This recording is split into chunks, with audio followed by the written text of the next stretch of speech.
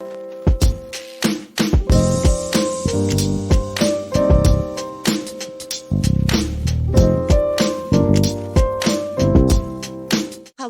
and welcome to the Franchise Life. I am your host, Stacy Shannon. Today, we are going to highlight a brand called Nora Mental Health. And with me, I have Scott Nellaway, who does franchise sales for Nora. Welcome, Scott. Welcome. Thank you. Thanks for having me, Stacy. Yeah, absolutely. So, this is a very important brand. I highlight a lot of different brands and home services, food and beverage, fitness, what have you. But Nora Mental Health is focused on helping people. And gosh, we know since COVID and in this past several years, there's never been a greater awareness of mental health awareness. So, Scott, can you just give us an overview of the background of Nora and where you are today with your franchise sales? Sure. Um, you know, the genesis of Nora in general, Dr. Hardy, who's the founder, is a clinical doctor in psychology. Fell in love with the field, but what he also saw, I think, was that we as a country have really gone off the rails. Unfortunately, I don't know if you saw, but the CDC announced that we hit the national record for suicides in a year, 4 months before the end of the year. We've got, we daily have a new disaster, horrible event that has become part of the norm. The increase in people interested in getting mental health has gone absolutely through the roof. In 2017, the American Psychological Association did a study that it was 17% of the population were seeking outside help for mental issues. It's now up to 52%. And I think where that shows is not so much that there's been that drastic increase, but there's also been simultaneously an increase in people willing to say it out loud. Because a short time ago, that wasn't something you could say in public. I think some of the things that helped that along, I mean, obviously after COVID, a lot of people needed help. It was a tough thing to navigate. But I also think there were people like Simone Biles, the gymnast, who stepped away from the Olympics. And when she stepped away, one of the things that was asked was, well, it's just a mental illness. Why not? If she had a sprained ankle or she broke her leg, they would understand. And she explained, I thought really eloquently, that what she does is a millimeter game. If she's off a millimeter, she can't do what she does. And so the idea of dealing with the loss that she was dealing with while trying to stay on point for millimeters was not possible. It was an injury equal to any other injury. And I think that opened up a lot of floodgates as well, people being, more receptive to the idea of, look, the brain, the most complex organ in our body, can be damaged, injured as well, and it needs help. And the answer to that help is going to see a counselor, a social worker, a mental health person. And Dr. Hardy was already in the field. He'd been consulting for about 38 different psychological firms, clinics, helping them with their organization and helping them with their marketing. He's literally written the book on mental health marketing. I am one of the few people that use the word literally correctly these days. If you go on to Amazon, you can see that he's got his book out there. And he really helped a lot of different clinics get on their feet. Started his own clinics about 6 years ago. Those did extremely well. And what made him, I think, fundamentally different is that he created clinician-focused mental health centers that really appealed to clinicians. And he's taken basically everything, all the stuff they don't want to do, he's pulled out of the formula. So all that's left is for them to see patients, take notes. So it's a very, very appealing model for clinicians, which makes it really an appealing model for patients because their clinicians are pure. They're there for the purpose of helping. About 6 months ago, a little over 6 months ago, He saw that it was a successful model. He also saw that, one of the original brands that had got into the space had grown rapidly and grown all over the place, but then also kind of went a different direction when they got involved with some private people, equity people. And so he saw an opportunity to do it the way that people in the field would want it to be done, and that's what Nora is. Nora are mental health outpatient clinics, very low investment level, very low overhead, easy to set up, easy to operate. You don't necessarily need to be professional in the field at all. And it's a semi-passive, bordering on passive investment. So it's good work and good money. It's a good deal. So Scott, let's okay, so this is a franchise opportunity that, I mean, clearly you've described its sole purpose is to help individuals through counseling and therapy services. Um, an investor does not need to have any medical background whatsoever, correct? Correct. Most of ours don't. We do have several franchisees who are clinicians, but most of them, a vast majority, do not. So for somebody like me that has no medical background in this area, if I were to start up a Nora Mental Health, what does the recruitment of clinicians look like? And what support do you, from a corporate location, assist individuals with? Sure. That's good. That is a good question, because that's, part of the question that comes up a lot is, okay, if I don't have that expertise, how do I get it in order to hire clinicians? We have a couple franchisees out of Utah who they own all the Marco's pizzas in Utah. They bought up most of the tropical smoothies in their area. They're long-term, large multi-unit investors. I think the background really even before franchising was as part owners of Stephen Covey and Associates. While all that's great background for franchising, has nothing to do with mental health. So they came on board. They're actually they bought 31 units was their investment. They did the modeling, saw what it was. They saw the potential, and they went to 31 units. But coming on board, the question was, especially because their first unit was going to open in Salt Lake City, which has the lowest per capita clinician rate in the country. Could we do what we've been doing in a area that doesn't have a lot of clinicians to work with? It worked. We gave them, first off, we trained them on what to look for, how to do the interviews. We gave them all the templates for who to hire, where to post them, how to get the names in the door. And what was surprising is it took about 2-3 weeks total for the staffing. And frankly, we had budgeted for months because we didn't really know how Salt Lake City in particular was going to play out. We have a really attractive model for clinicians. So, Dr. Hardy, with his ability in marketing directly to people in the field and to clients, was able to put together materials that resonated with clinicians. So they came to us.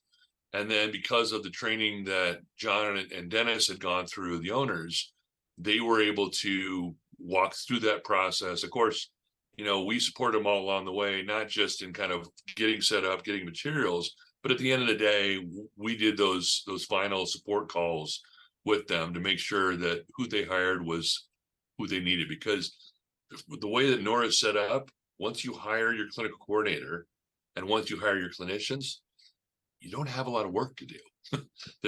Nora takes care of 90% of it from then on. So that's the critical point. Well, and I was gonna, so do you tend to find a lot of your clinicians? So one beautiful thing about hiring a therapist is many times they already have a following, a book of business per se, clientele, and so forth. So many times when you hire on a clinician, they'll come already with their base if their clients decide to follow them. So that can be a very attractive benefit, right? But do you tend to leverage like therapists that are just graduating and coming out of schooling and training to start up in a business like Nora? Yeah, we do. I mean, we do take new folks. I mean, there's that piece, but I will say that for the most part, I should mention this because as it's one of my favorite lines, but for full transparency, I love it when you've been talking to somebody for an hour or so and they say, okay, to be transparent, which summarily means they've been lying to you the whole time and now they're going to be honest. But I am actually, so I've been in franchising for about 20 years. I have never bought a franchise myself.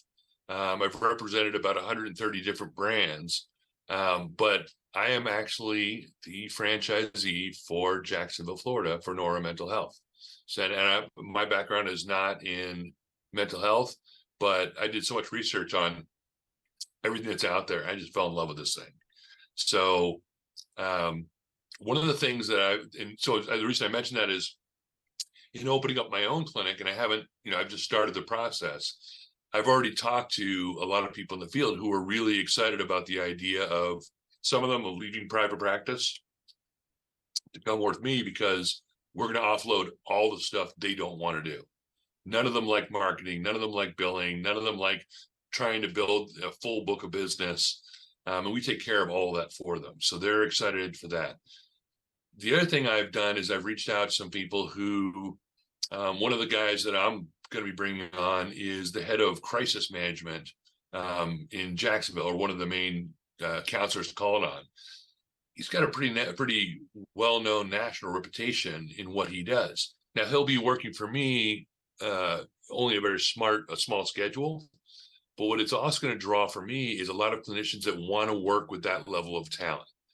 And again, it's an environment where he's going to be supported. It's going to be easy for him because all he'll do is what he is trained to do and loves doing.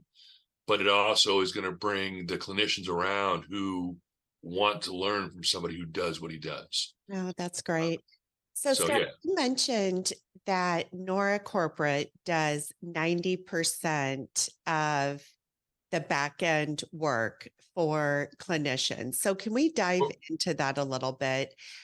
Because that is, I mean, not only is it a benefit for the clinicians, but for you as an investor, not having to deal with the insurance and the billing and so forth. So can you just dive into what some of those tasks are that the franchisor, being Nora Corporate, takes on versus the franchisee and the clinicians? right. Yeah, it's pretty massive actually. So, initially I talked about how we'll do the hiring, and again, all of it's supported through corporate. We get the hiring, we get the location, and the location is a simple thing. We're looking for office space, which is the one thing. It's in plentiful supply in this country. Nobody wants it, easy to go into.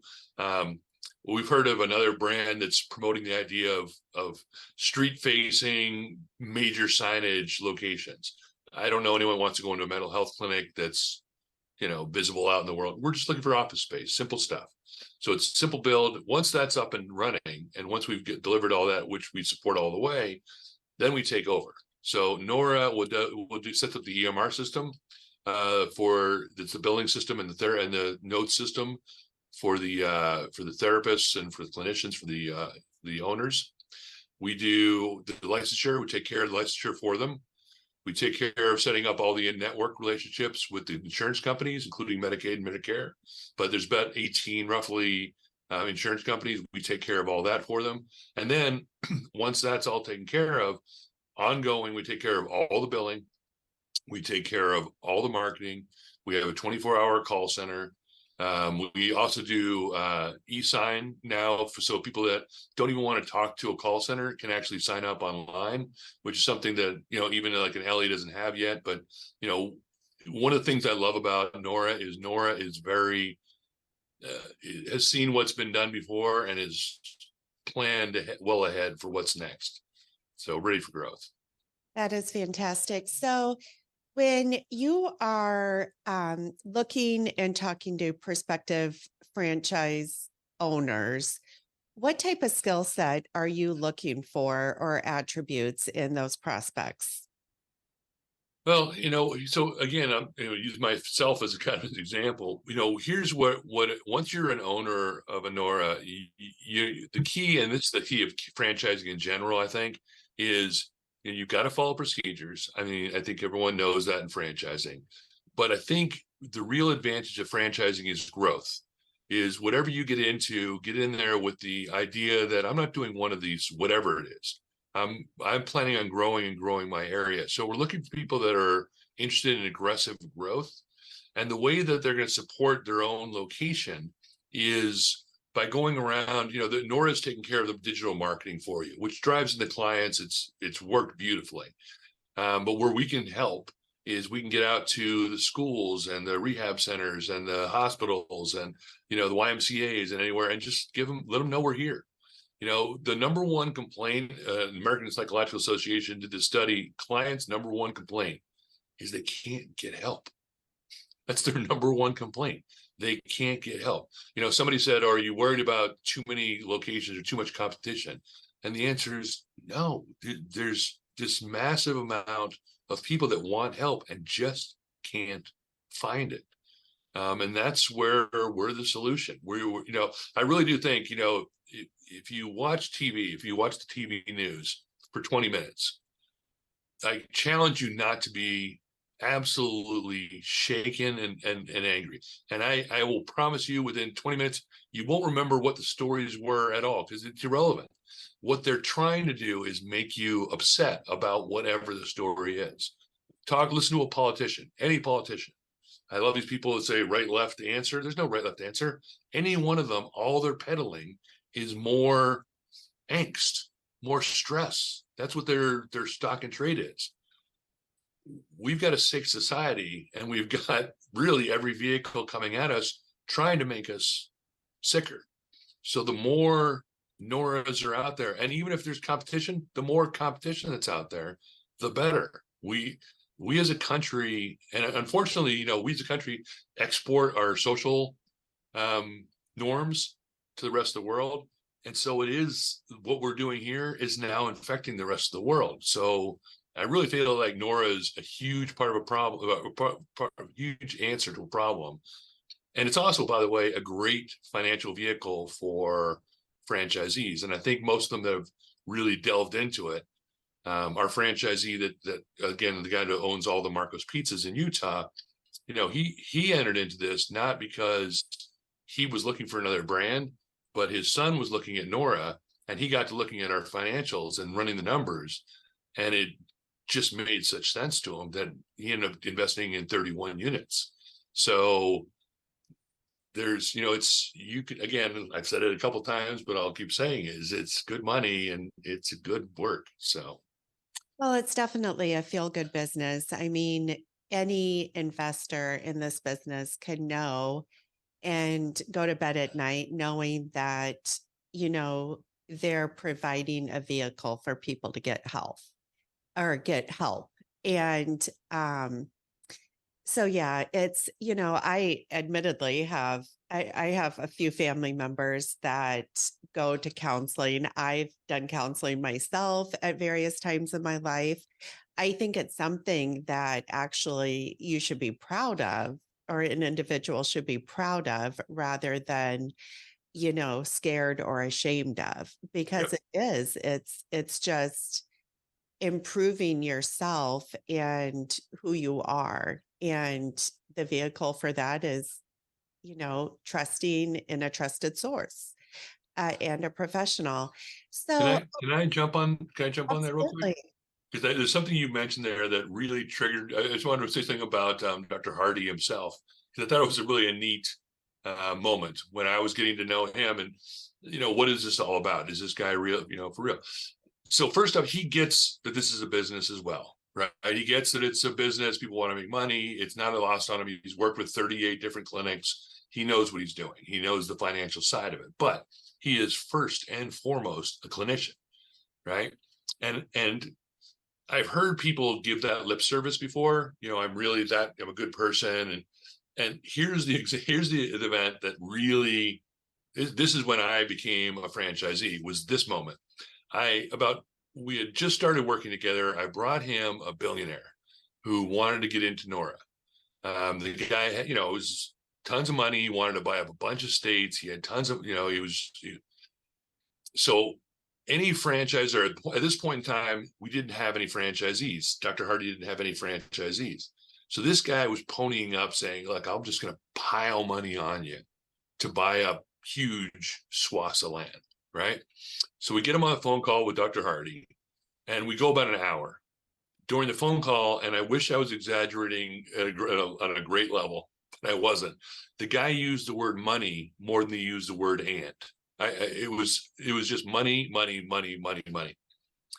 When we got off the call, I had a separate call with Dr. Hardy to find out what he thought. And of course, again, I got to go back to it. Is the guy who's franchising, doesn't have any franchises. This guy's offering him millions, right? So I said, Dr. Hardy, what'd you think? And he said, what do I have to do to never talk to him again? I said, you got it, buddy. I'll take care of you. So one of the things going back to what are we looking for in franchisees? Look, you can do really well with this thing financially. It's a great field to be in. But if you're not coming at it from the right direction, don't call, because we're not interested. We're going to grow with people that see that this is a critical need, important franchise. And he's legit. I mean, it was a pretty cool moment for me. And it's actually the moment that I became a franchisee. So. Well, and that speaks volumes. I mean, this is about the business and helping people. This is not about, a money play per se. I mean, of course, building the franchise system, he will make money.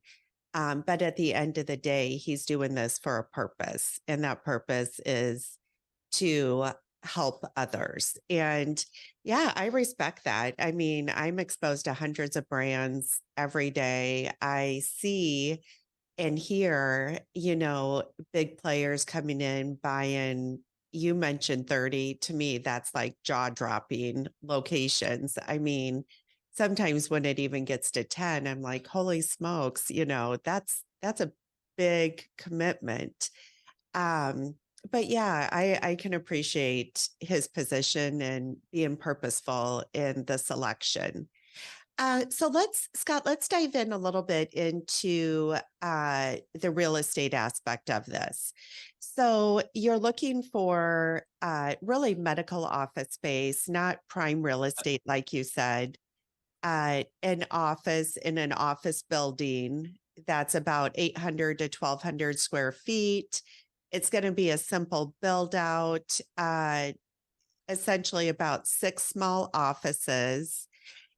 With that type of footprint, so you'll have a small reception area, no staff, no receptionist, a kiosk for self check-in. All of that is great. Somebody did her homework. Okay, impressive. All of that is great, keeps the overhead down. And I mean, really, at the end of the day, what that means is any employee is a revenue generator, being a clinician. So with 6 offices in that footprint, how many clinicians would you typically hire? So we're directing everyone between 6 and 10 clinicians where you want to end up. And the only reason we say 10, even though you have 6 offices, is that telehealth is a factor. It's supported. We have telehealth, and most people at this point in time are hybrid. The report, though, that I read showed that 73% of counseling has returned to on ground. I will tell you my personal opinion, and it's just there's no facts behind it. I'm just telling you. I think the reason that it's returned to on ground is because people aren't very good at telehealth. It's not that it's a great tool. It's a great tool, and it will be a better tool, but no one was ever trained to do it. So, when you and I are here and a dog starts running in the room, or your child suddenly needs something, how do we stay connected through this. And there is a certain amount of intimacy to you and I being in the same room versus being on the other end of a camera. That's tough to duplicate. I think they'll get better at it. I think a few classes graduate and get trained, they'll grow, but we're looking for 6 to 10. The ideal space, we have listed as 800 to 2,000, but realistically, the 1,200 is such a sweet spot because you have space as well for your group activities as well. So the group things, therapies that you might do, you might add as well. So we train you on how to set those up, how to work with corporations to get those set up for your clinic. But yeah, it's and we're not even, it's great if we're in medical space, but frankly, we just office space. We don't want you to spend a lot of money. I mean, that's the key with the franchisee. Don't spend a lot of money on the space. Make it a great space internally for the clinicians, make it a safe place for everyone to go. But we're not looking for extravagant space, which is why the cost of Anora is about a third or less than some of the other brands out there that are doing this. On that note, your total investment for a single Nora mental health location is $80,000 to $200,000. That is a in the scale of investments, I would say a modest investment for a business model like this. So that includes a franchise fee of $40,000, which is the one-time investment, and included in that total investment range, in a royalty of 6%. Now, average number of employees is really going to go to the number of clinicians you have, correct? Yep. Because beyond that, you do not need any reception staff, as we mentioned, and so forth. So let me ask you this. At the end of the day, what is the role that the owner will play if they are a non-clinician owner? What will their main responsibilities be? And therein lies the beauty of Nora. Your role is really to do payroll, and you'll pay the landlord. And then where we can add to our bond, and again, what's nice about, if you think about the way that Nora works, there's a certain limit on how many possible clients you can have in any given location. I put it at roughly 200, which means that you can reach saturation with 200 total customers, because most of those people will stay with you for a year. So anything you can do to help get to that number faster. So for me, for instance, I'll be going to the local hospitals, introducing myself to the rehab centers, to the YMCA's, just let people know, hey, schools everywhere. If you know somebody who's looking, and what's nice is it's not like, I used to have a food brand, and you show up at people's places of business and say, hey, we're a food brand, you're intrusive. With Nora, you're welcome. Everybody wants you to spread the word on getting mental health help. They want that word out there. So we're going to have plenty of support. So as an owner, there really isn't a tremendous amount. I think this is one of the ones that really sold me again on the design. We have a prospect, it's not a finished thing, but they're pretty darn close. She's a psychiatrist, and she's got a 6-person practice. And the reason she's doing Nora, or it looks like she's doing Nora, is that she said, for her, she's got about 10 years left in her work career, and she wants to keep growing. The problem is, the more she grows, the more work she has. For Nora, the way she looked at it was, she's already, the way she looked at it was, for 6%, she can offload everything she doesn't want to do. And then here's where it really drove it home for her, and this is what pushed her over the top, was she's looking at 10 years for retirement. Well, if she owned her own practices, on her own private practices, she has no choice when to retire but to sell them, because she can't operate them anymore. She has to sell them. Well, with Nora, since you really don't have to do anything to operate them, she can keep it straight through retirement as passive income. So it's a really nice design for an investor who has a good day job, maybe doesn't want to jump from what they're doing. I've represented 100 and some odd brands.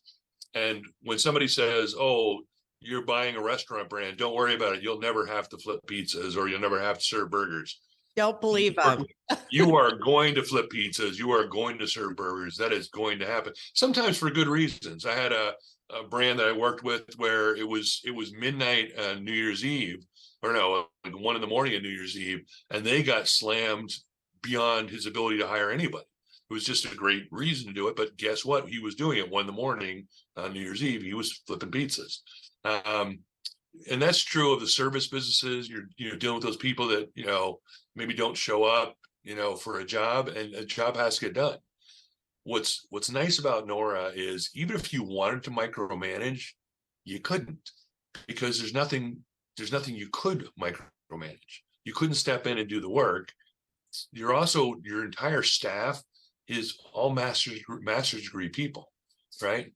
And it's not to say that master's degree people are better than other people, but what they have shown is that they're willing to stick to something for 6 years. And they also do generally care about the field they're in. So you're not going to have, like I had with my restaurant franchise, people, not showing up for work because they just didn't feel good or they had a bad day. These are dedicated people who know how to stick and show up. And that's all that you're going to be working with, which is a pretty nice place to be. So as far as an owner goes, there's not a tremendous amount they have to do, but they can help. They can help. So. All right. Well, Scott, thank you so much for joining me today. This is definitely a concept that I personally am very passionate about. It's like I said, it's a feel-good business. You're helping others. For an investor that appreciates those attributes and what this model does, it is an excellent investment opportunity. It's always going to be a need-based business and very little overhead and very minimal oversight required. So for anybody interested in learning more about Nora Mental Health and potential territory availability, please feel free to reach out to me at Stacy@fusionfranchising.com. Thanks and have a great day.